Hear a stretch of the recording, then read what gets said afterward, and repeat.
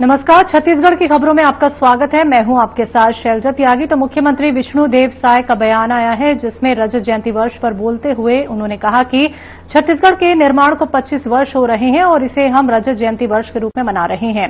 1 नवंबर को प्रधानमंत्री Narendra Modi ji tribal museum का लोकार्पण करेंगे और राज्योत्सव का शुभारंभ करेंगे।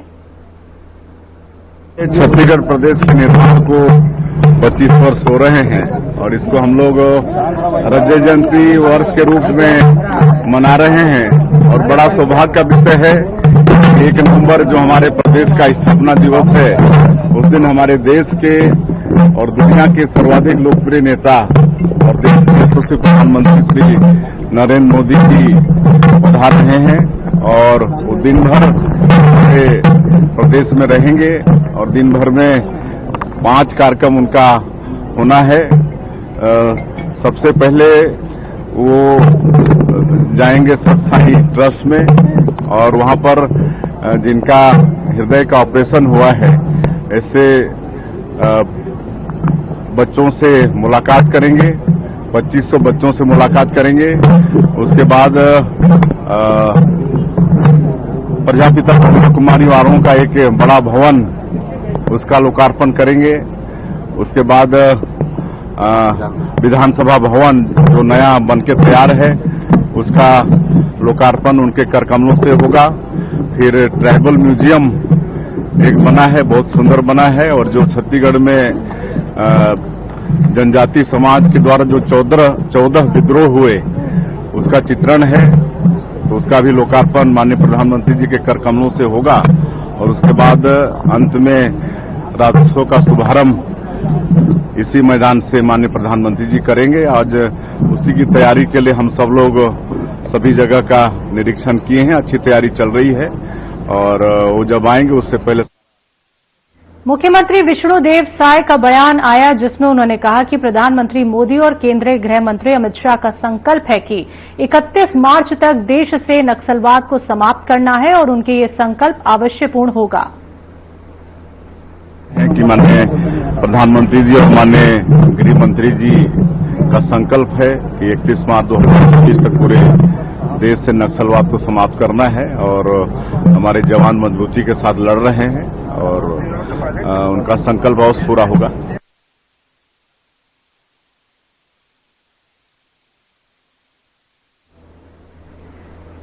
हर साल 25 अक्टूबर को अंतर्राष्ट्रीय कलाकार दिवस के रूप में मनाया जाता है। इस वर्ष छत्तीसगढ़ के अहिवारा विधानसभा क्षेत्र के अंतर्गत ग्राम पंचायत मडेसरा, विकासखंड धमदा, जिला दुर्ग में कलाकारों का भव्य स्वागत, अभिनंदन और सम्मान समारोह आयोजित किया गया है।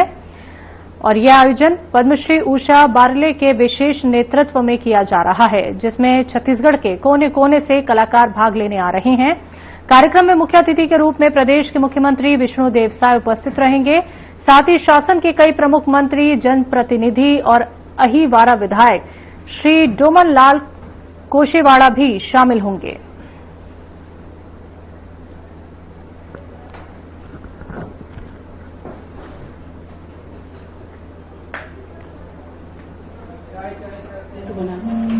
अंतर्राष्ट्रीय कलाकार दिवस के रूप में 25 अक्टूबर को मनाते हैं और उसी संदर्भ में हमारे पद्मश्री से सम्मानित श्रीमती उषा बारले जी एक कार्यक्रम विधानसभा के ग्राम मेडेसरा में आयोजित की जा रही है।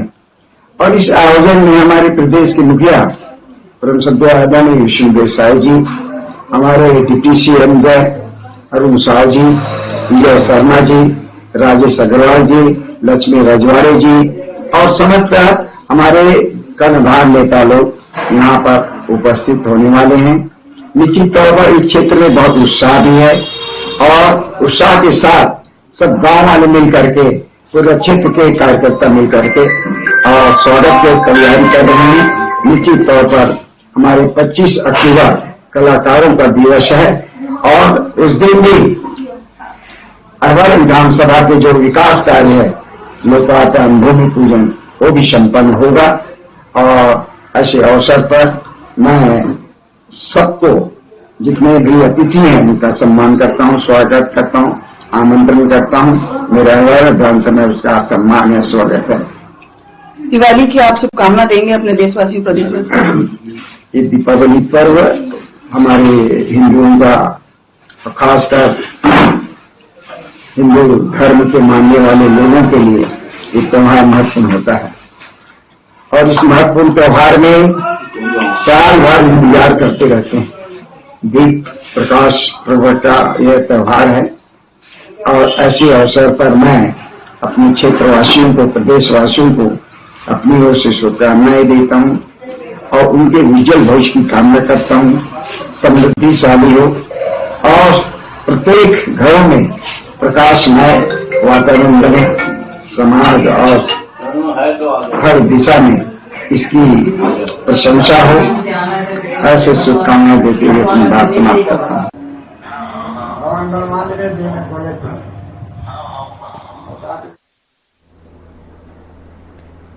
कोरबा में शुक्रवार को पुलिस लाइन में बड़ी मात्रा में शराब नष्टीकरण की कार्रवाई की गई। कार्रवाई वरिष्ठ पुलिस अधिकारियों और प्रशासनिक अधिकारियों की उपस्थिति में हुई, जिसमें 21,000 लीटर से ज्यादा शराब नष्ट की गई। पुलिस ने बताया कि जिले के विभिन्न थानों और चौकियों में कार्रवाई में जब्त देसी, विदेशी और महुआ शराबों को नष्ट किया गया, जिसमें बड़ी संख्या में शराब को बुलडोजर से नष्ट करने की ये कार्रवाई की गई है। इससे पूर्व भी कोरबा में बड़ी मात्रा में शराब नष्ट की कार्रवाई की गई।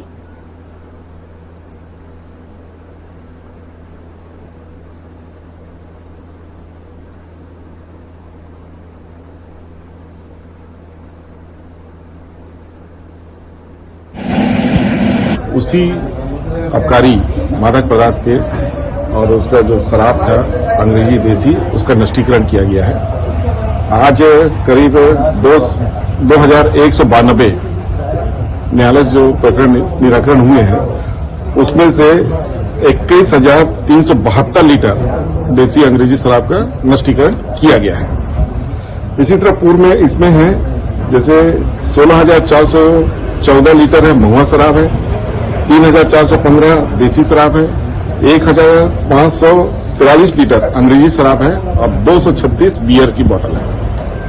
इस तरह से कुल 21,372 नष्टीकरण किया गया है। सर, देखा जाए तो पूरे साल भर में कितना लीटर नष्ट किया गया होगा?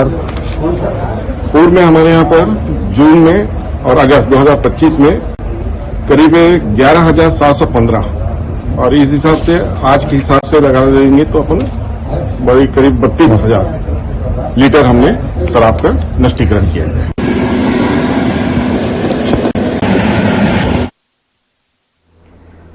राजनांदगांव में बड़ा प्रशासनिक घोटाला उजागर हुआ है। आरोप है कि पटवारी की आईडी हैक कर करोड़ों की जमीन किसी दूसरे शख्स के नाम कर दी गई।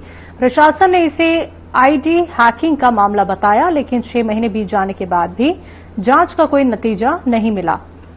तो जिला प्रशासन की गंभीर लापरवाही की वजह से एक आम नागरिक महेंद्र जैन की करोड़ों रुपए मूल्य की जमीन फर्जी तरीके से दूसरे शख्स के नाम पर दर्ज कर दी गई।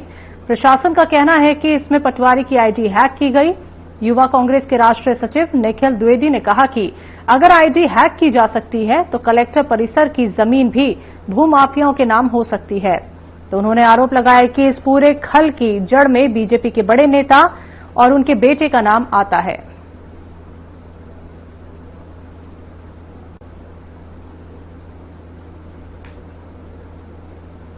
कि एक पटवारी की आईडी हैक हो जाती है। प्रशासन कहता है कि पटवारी की आईडी हैक हो गई और एक शैलेश जैन है जिनके पिताजी के नाम से जमीन है, महेंद्र जैन, उनकी जमीन दूसरे के नाम से स्थानांतरित हो जाती है, राजेंद्र जैन के नाम से। और ये घटना आज लगभग 4-5 महीना 6 महीना हो गया है। इसमें अभी तक जांच ही चल रही है, बताते हैं। 2-3 लोगों के ऊपर एफआईआर हुई, लेकिन उनकी अभी तक गिरफ्तारी नहीं हुई है। अभी भी एसपी और कलेक्टर से हमने मिला है। कलेक्टर ने कहा कि मैं एसपी से बात करता हूँ। एसपी साहब ने कहा कि मैं कलेक्टर से पूरी जानकारी मंगाता हूं। उन्होंने टीआई को बुलाकर इस जल्दी से जल्द इसको कार्रवाई करने की भी बात की है। लेकिन ये कितना बड़ा दुर्भाग्य है इस सरकार का, पूरी सरकार का, भारतीय जनता पार्टी की सरकार का, कि पटवारियों की आईडी हैक हो जा रही है, तहसीलदार की आईडी हैक हो जा रही है और किसी की करोड़ों की जमीन दूसरे के नाम स्थानांतरित हो जा रही है। यदि इसमें प्रशासन जल्दी वो एक्शन नहीं लेता और जो प्रार्थी है उनकी जमीन उनके नाम नहीं होती और जो दोषी है जेल नहीं जाते, तो कांग्रेस, युवा कांग्रेस बड़ा आंदोलन करेगी और तहसीलदार एसडीएम के कार्यालय को जेसीबी लेकर विरोध किया जाएगा। क्या लगता है पूरे मामले में बड़ी गड़बड़ी इसमें नजर आती है? पूरे मामले में भारतीय जनता पार्टी का नेताओं का दबाव है। राजेंद्र जैन जो है पहले कांग्रेस के पार्षद थे, अभी बीजेपी के आदमी है। उनके घर एक बड़े नेता अभी कुछ दिन पहले खाना खाने भी गए थे, मैं नाम नहीं रहा और जाते हैं, 2 दिन वही थे।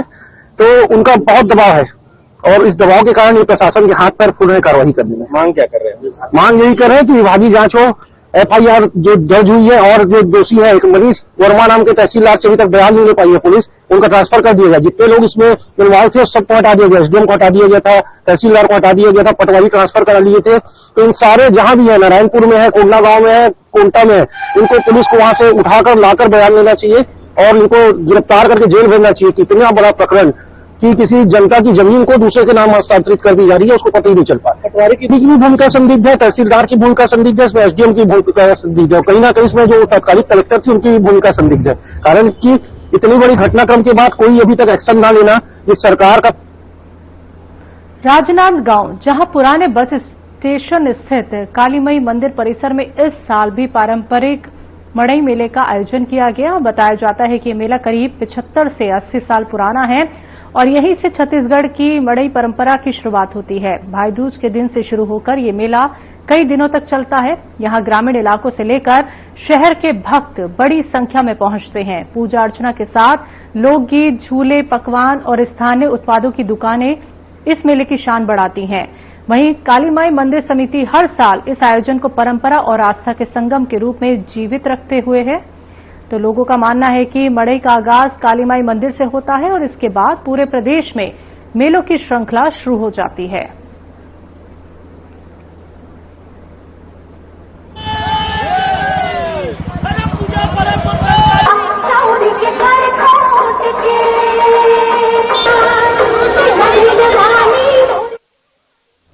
राजनांदगांव में लौह पुरुष सरदार वल्लभ भाई पटेल की 150वीं जयंती के अवसर पर पूरे देश में 31 अक्टूबर से 25 नवंबर तक पैदल यात्रा यूनिटी मार्च निकाली जाएगी। ये मार्च सरदार पटेल के जीवन, विचारों और योगदान को जन जन तक पहुंचाने के लिए आयोजित किया जा रहा है।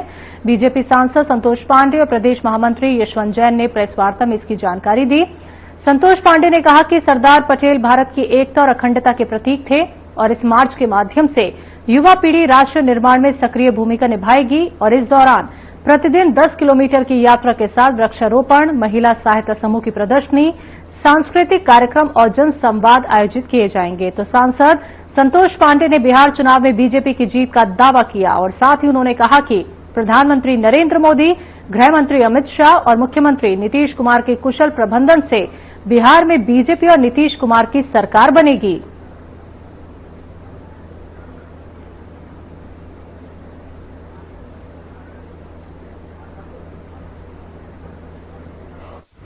और सरदार पटेल जी की, सरदार वल्लभ भाई पटेल की 150वीं जयंती के अवसर पर ये राष्ट्रव्यापी अभियान है। सरदार पटेल जी के नेतृत्व में भारत अनेक सोपानों को तय किया। भारत की स्वतंत्रता से लेकर के और भारत के निर्माण के लिए जो नींव रखा गया उसमें पटेल की महत्वपूर्ण भूमिका रही।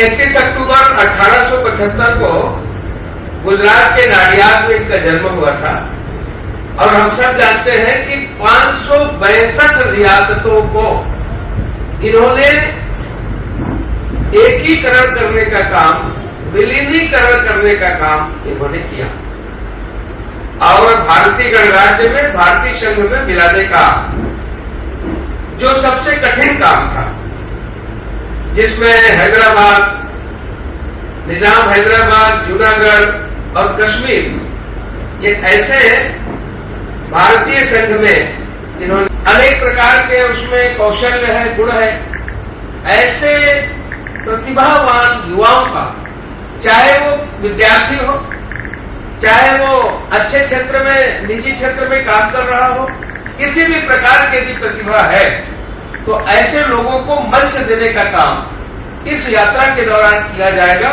और उसे सम्मानित किया जाएगा। यूथ आइकॉन का सम्मान कश्मीर के लिए तो जिस प्रकार से विलीनीकरण हुआ पत्र के माध्यम से, तो जैसा हो सकता है, जहां जैसी जरूरत पड़े, ऐसे नीति को अपनाने का काम सरदार पटेल ने उस समय किया और भारत की एकता, अखंडता, सार्वभौमिकता को बनाए रखने के लिए उन्होंने वो सब प्रकार के प्रयास किए। तभी जाकर के मैं लौह पुरुष कहलाए। एक आज मैं प्रेस कॉन्फ्रेंस में एक महत्वपूर्ण बात बताना मैं जरूरी समझता हूं पटेल जी की जीवनी के विषय में। मित्रों, उनकी आर्थिक स्थिति बहुत खराब थी। 22 साल की उम्र में वे 10वीं की परीक्षा पास की। क्यों? आर्थिक समस्या थी और तंगी से जूझने के कारण किताबें खरीदना, तैयारी करना, किंतु इतने प्रतिभावान थे कि वे सर्वाधिक अंकों से पास होते थे और बीबीसी की रिपोर्ट के मुताबिक वकालत की पढ़ाई करने के लिए 36 साल की उम्र में इंग्लैंड गए और इंग्लैंड में 30 महीने में वो बैरिस्टर की पढ़ाई उन्होंने पूरी कर ली। एक खबर और सबके ध्यान में लाना चाहूंगा मैं। जब वे जिरह कर रहे थे, उसी समय एक व्यक्ति आकर के उनको एक चुटकी दिया परिचय मोदी जी के, जिसमें उन्होंने कहा लोकल वोकल उस दिशा में आगे बढ़े, इसका शपथ लेंगे। पद यात्रा का शुभारंभ और बहुत ही अच्छे तरीके से होगा, सांस्कृतिक कार्यक्रमों के साथ इस कार्यक्रम को, और बीच बीच पड़ाव में भी अनेक कार्यक्रम होंगे। इसमें युवाओं की सफलता की कहानी का प्रदर्शन भी, अनेक ऐसे जो युवा हैं उसके विषय में भी, जो आदर्श है, मॉडल है, उनके विषय में बताया जाएगा। सरदार पटेल एवं विकसित भारत के लक्ष्य पर जन संवाद भी करेंगे, आपस में चर्चा करेंगे, संबोधन भी होगा। हर किलोमीटर पर ऐसे कुछ पॉइंट्स होंगे।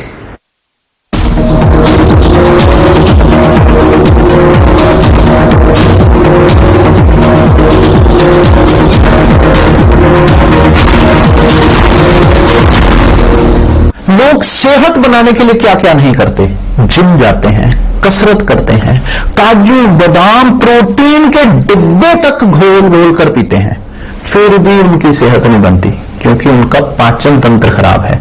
और जब तक के पाचन तंत्र दुरुस्त नहीं होगा, वो जितना मर्जी अच्छे से अच्छा खा ले, उनकी सेहत नहीं बन सकती।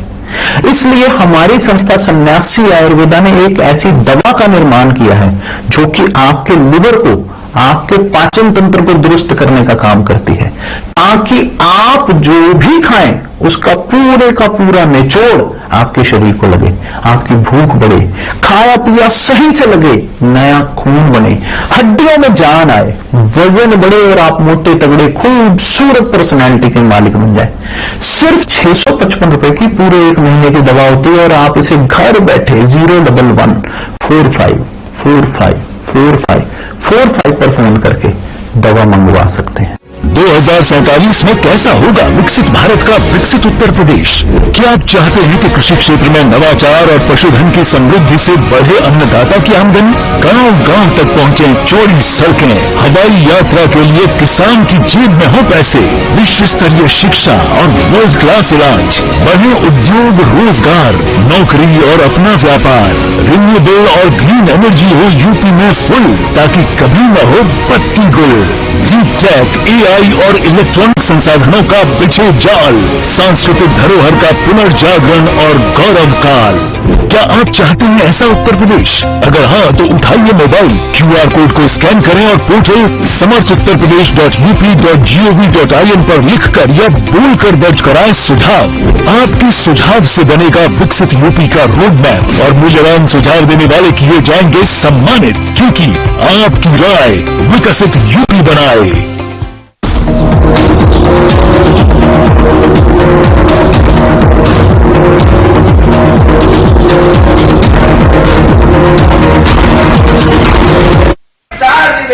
धारा 370 खत्म करके उसको पूरा किया, यानी एक कश्मीर को छोड़ा था वो लहूलुहान हो गया। आए दिन JKLF Jammu Kashmir liberation front, Allah tigers के नाम से, हिजबुल मुजाहिदीन के नाम से जो हमेशा परेशान रहा ऐसा कश्मीर, यानी एक नेहरू जी ने केवल एक प्रदेश लिया और एक व्यक्ति जो 565 प्रदेश यानी विलीनी राजाओं का जो ये था उसको विलीनीकरण करने का काम किया। ये दोनों में अंतर भी मैं आज बताना उचित समझूं। तो इस प्रकार से ऐसे पटेल के यूनिटी मार्च के शुरुआत के अवसर पर मैं आप सबके माध्यम से, जो सशक्त माध्यम है हमारा चौथा स्तंभ, हमारे प्रिंट मीडिया, इलेक्ट्रॉनिक मीडिया के बंधुओं के सामने मैंने प्रस्तुत किया। कुछ एनसीसी, एनएसएस, नेहरू युवा केंद्र जो माई भारत करके है, उसके 150 लोग तय रहेंगे जो लगातार यात्रा में सुबह से शाम तक चलेंगे। उसके अलावा अलग अलग पड़ाव में अलग अलग वर्ग के लोग उसको ज्वाइन करेंगे। कहीं मिताली ज्वाइन हो सकती है, कहीं खिलाड़ी ज्वाइन हो सकते हैं, कहीं पे बाकी लोग ज्वाइन हो सकते हैं। इसमें माई भारत का जो पोर्टल है उसमें लोग उसमें पंजीयन कराएंगे, उनको प्रमाण पत्र वितरित किया जाएगा। खासकर जो विद्यार्थी और युवा इसमें शामिल होंगे, वो जहां से यात्रा शुरू होगी उस पॉइंट पे माई भारत पोर्टल के माध्यम से उनका पंजीयन किया जाएगा, जो यात्रा में पद यात्रा में शामिल होंगे, और उनको प्रमाण पत्र भी वितरित किया जाएगा। 150 लोग न्यूनतम युवा जो है इसमें चलेंगे तिरंगा झंडा लेकर और सरदार पटेल का कटआउट लेकर। ये संतोष भैया ने बहुत विस्तार से सब विषय रखे। एक विषय पर मेरे को जोड़ना है, वो विषय ये कि ये कार्यक्रम भारतीय जनता पार्टी का कार्यक्रम नहीं है। ये कार्यक्रम सरकार प्रायोजित कार्यक्रम है। इसका पूरा कार्यभार जो है वो योजना रचना ये सरकार के माध्यम से होना है, जिला प्रशासन के माध्यम से होना है, राज्य प्रशासन के माध्यम से होना है। एक राजनीतिक दल, राजभर भक्त राजनीतिक दल होने के नाते भारतीय जनता पार्टी उसमें पूरे रूप से सहयोग करेगी। जितने प्रकार के कार्यक्रम हमने पदयात्रा के माननीय संतोष भैया ने बताया है कि 10 किलोमीटर हम एक दिन में चलेंगे, 2-2 किलोमीटर के अंतराल में पड़ाव करके उन गांव के लोगों से मिलते हुए यात्रा शाम तक समाप्त हो। 3 स्थानों पर यात्रा निकलेगी नांदगांव जिले में। और आप सबके माध्यम से आप सबको और राजनांदगांव लोकसभा के सभी राजनीतिक दल, सामाजिक कार्यकर्ता, बुद्धिजीवी, खिलाड़ी, छात्र, सभी का हम आह्वान करते हैं कि ये सरदार पटेल के भारत के प्रति योगदान से जुड़ी हुई स्मरण यात्रा है, उनको नीचे तक लोग जाने उनके योगदान को। इसलिए सबकी सहभागिता हम सभी राजनीतिक दलों से आह्वान करते हैं, सभी सामाजिक संगठनों से आह्वान करते हैं कि वो अपनी दलगत राजनीतिक भावना से ऊपर उठकर इस पदयात्रा में अपना भी योगदान दे। आप सब पत्रकार बंधुओं का भी योगदान उसमें मेरे इतने भर जोड़ रहा है। जिसे पूरा देश लौह पुरुष के नाम से जानता है, जिन्होंने रियासतों का एकीकरण का काम किया और एकीकरण में जूनागढ़, निजाम हैदराबाद और जिस प्रकार से कश्मीर का उन्होंने विलय किया, मैं ये कहूंगा कि आने वाली पीढ़ी जन्म जन्मांतर तक उनको याद रखेगी कि अंग्रेजों के जाने के बाद इस देश में संप्रभुता, एकात्मता, अखंडता के लिए जो नींव डालने का काम किया, उसमें सरदार पटेल की महत्वपूर्ण भूमिका थी। और उसके 150वीं जयंती पर और ये यूनिटी मार्च जो रखा गया है पूरे देश में होगा, उसी के तहत हमारे ऐसे 3 जिलों में राजनांदगांव, खैरागढ़ और कवर्धा में भी, जिसमें पद यात्रा होगा, अनेक पड़ावों में सांस्कृतिक कार्यक्रम होगा, एक पेड़ मां के नाम, अनेक जिज्ञासा और समाधान, जनरल नॉलेज के विषय में ऐसे कुशल और जो यूथ आइकान है इनका सम्मान का काम इस प्रकार से किया जाएगा। बहुत ही शानदार कार्यक्रम पूरे देश के अंदर एक बार, और उन्हें ऐसा स्मरण ये देश करने वाला है कि आने वाली पीढ़ी उसे और याद करके, उनकी जीवनी को जान करके, याद करके और उनसे प्रेरणा ले सके। सांसद जी, एक पखवाड़े बाकी है बिहार का फर्स्ट जो मतदान होना है, और छत्तीसगढ़ की ओर से आप वहाँ प्रभारी हैं और भी पूरे हैं, क्या माहौल क्या लगता है, क्या कहना चाहिए आज?